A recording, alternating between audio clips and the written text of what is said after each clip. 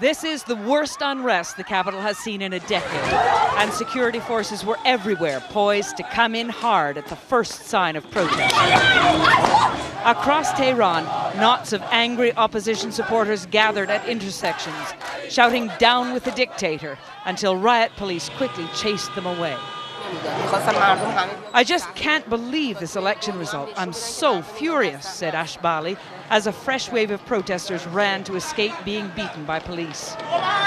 Young people especially are angered by what they believe to be a rigged election that defeated the reform candidate Mir Hossein Mousavi. I feel sad, frustrated. Just then, another activist arrived, urging people to join the demonstrations. Iran's election commission announced President Ahmadinejad's landslide victory, 62.6% of the vote, with only 33.75 going to the opponent Mousavi. Tonight, President Ahmadinejad called the election fair and healthy. Immediately, Mousavi responded on his webpage, "I won't give in to this dangerous charade." And although there's no hard evidence of vote rigging, he warned, people won't respect those who take power by fraud. I know why they do this. Ghazala Hassanzadeh was glued to Facebook today to stay in touch with other young people disgusted by the regime. Shame on them that they think that they can fool us. Facebook is young Iranians' main link with Mousavi headquarters, now that text messaging and many websites have been shut down. We have chosen this as a symbol of our prayer. Where is my vote? Really, where's my vote? The same question is being asked by millions of other Iranians in cities across the country, and so far they're not satisfied with the answer.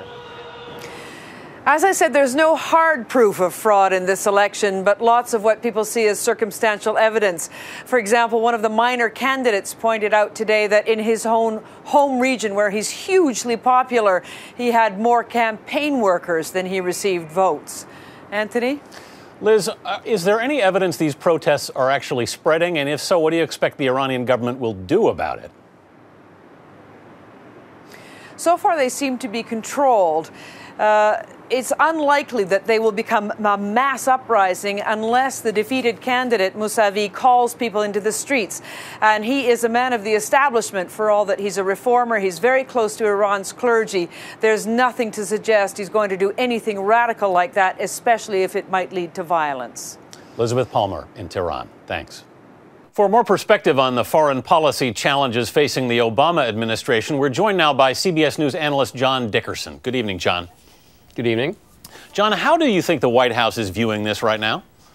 Well, in conversations with administration officials this afternoon, they are trying to stay out of the picture here. They've tried that all along with respect to the Iranian election, so they're saying very little. The White House put out a statement noticing that there was this vigorous debate going on in Iran.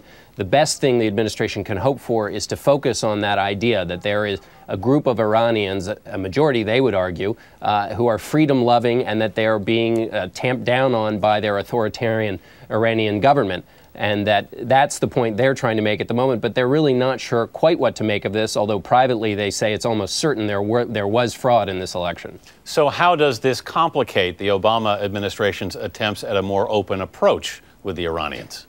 It complicates it because the president has been trying to reach out to the Iranian government, which already has a bad track record, and now looks like it's being excessively authoritarian. It's crushing the free desires of its people. And so how does the president go out and say, well, now I want to have this dialogue with Iranian leaders?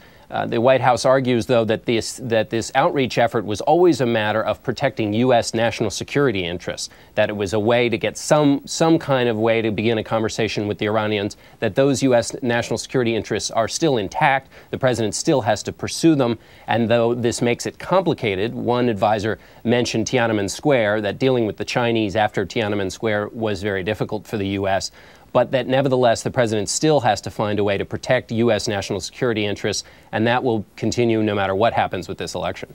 John Dickerson in Washington tonight. Thanks. Thank you.